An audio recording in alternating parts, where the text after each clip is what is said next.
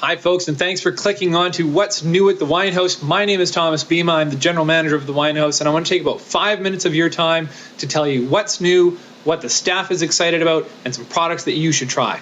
Let's get right to it, because I'm only talking for 5 minutes. I'm going to cram as much as I can into this next 5 minutes as possible. Here we go, Dirty Laundry Wines. Dirty Laundry Vineyard has never actually sent a single bottle outside of BC before. It's a BC winery. All of it is consumed in BC. All of it is basically sold right outside the winery door. After numerous emails and letters and postcards and threatening mail, that's not true. I actually got them to send us a couple of cases of wine. 3 cases, to be precise. 1 case of Pinot Gris, 1 case of Pinot Noir, and 1 case of Cab Merlot. These are all award-winning Canadian wines, and they're super rare. So you should come down and try them out. It's actually, there's a limit of 1 bottle per person. But if you do try one of these wines, I want you to get back to me and tell me what you think about them. It's very important. If you do want to get back to me, tom@ticoswinehouse.com. Try that out. Also, new, exciting is Deerfield Ranch. Deerfield Ranch, we're carrying basically 2 products from them. There's a few more treats, but you have to come to the store to find them. There's the Red Rex, which is this sort of Heinz 57 mashup of wines in a bottle. It's about 7 different red grapes. It's sort of that Clayhouse Adobe Red style. Lots of layered fruit. Think dark fruit, berries, with this nice little background of oak that keeps the whole thing together. It's not overwhelming, though. It's not this big, overpowering wine. It's just this nice, soft, layered fruit. Definitely good summer sipper. You don't have to pair it up with any food. Great little wine. They've also sent us a Sauvignon Blanc, which is a little bit more simpler.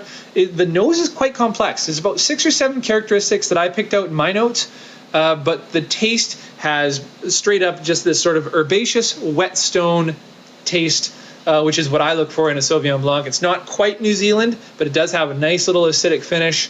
Definitely worth a try as well on one of our hot summer nights if we ever get them. We've had a few now, but I'm not counting on more.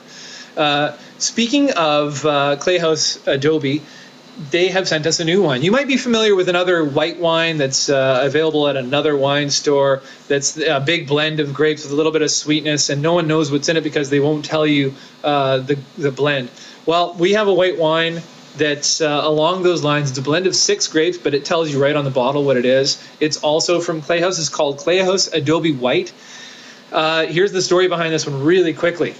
I've been keeping track of all of the wines that I've tasted this year, and I get to taste a lot because of the position that I'm in. So far, I'm at about 300 or so, ballpark.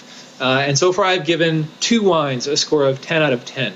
One of them is a red from Spain. If you want to know what that is, you have to go to the website and check out the staff picks, because it's my current staff pick. And the other one is Clayhouse Adobe White, blend of 6 different white grapes. It's got this wonderful layered fruit. It's got this wonderful little lime characteristic that sort of runs throughout, that holds the whole thing together. This bright acidity at the end that just keeps your mouth watering too. Fantastic summer wine. It's probably one of the best white wines that I've come across. You know what? It's the best white wine that I've come across since being introduced to the Arrogant Frog Chardonnay Viognier.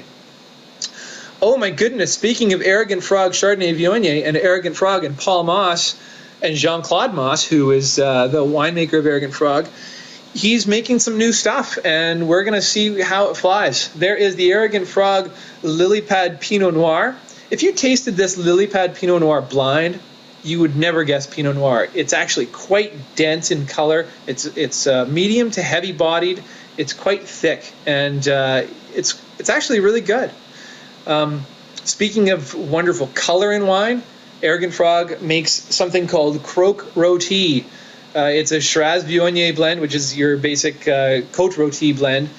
There's 18% Viognier, which is actually a white grape that they put into this white wine, which actually makes the color darker. I don't know how that works. I'm not a scientician. I'm not a rocket surgeon. But you put more white wine into a red wine, it makes the red wine darker. Explain it to me if you get the chance. So you got the Croque Rôti, this wonderful sort of floral aspect with lots of fruit underneath. You got the Pinot Noir. Hey, and you know what? Arrogant Frog is making a little sparkling wine as well. It's not champagne because it doesn't come from Champagne, but it's called Arrogant Frog Lily Pad Pink Sparkling. It's nice. It's got this little bit of sweetness to it. Nice, bright, also this floral bouquet, and just a great summer sipper. It's champagne and sparkling wine. is not just for special occasions. Try this out next time the temperature gets over 20 degrees. Oh my gosh, I've done 5 minutes already.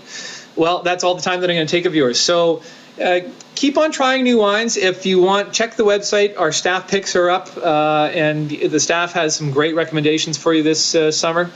And once again, if you have any comments about the wines, or if there's something that you're excited about, something you want to tell me about, please let me know. You can either call me at the store. I'm there most business days, most business hours. Or you can drop me a line at either info@ticoswinehouse.com or tom@ticoswinehouse.com. Keep clicking, keep sipping, enjoy the wine, and we'll see you at the Winehouse.